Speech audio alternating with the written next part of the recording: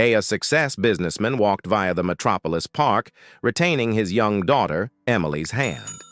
A homeless lady approached them quietly, asking for assist.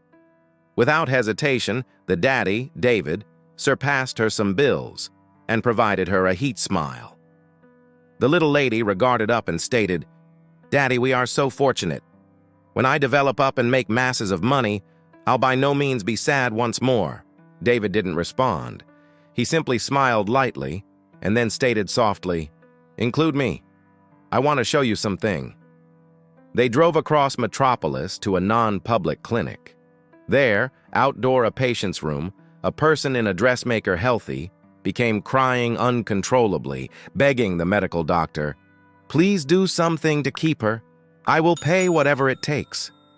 However, the health practitioner diminished his head, unable to talk. Emily's smile slowly dwindled.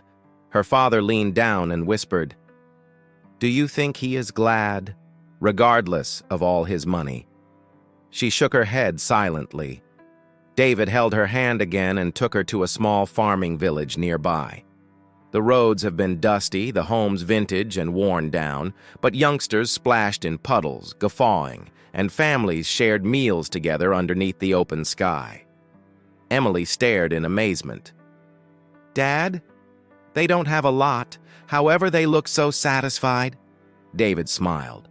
"Because joy does not come from what you personal, it comes from what you admire." As the solar started to set, he led her to a quiet graveyard on the hill. They stood silently most of the tombstones as he stated, "Everybody right here once chased something, cash, fame, or love. But in the end, most effective one thing lasts, how you deal with others."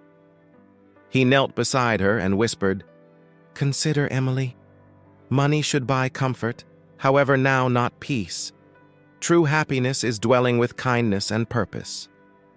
She held his hand tightly, and as the golden light fell over them, she knew she would by no means neglect her father's lesson.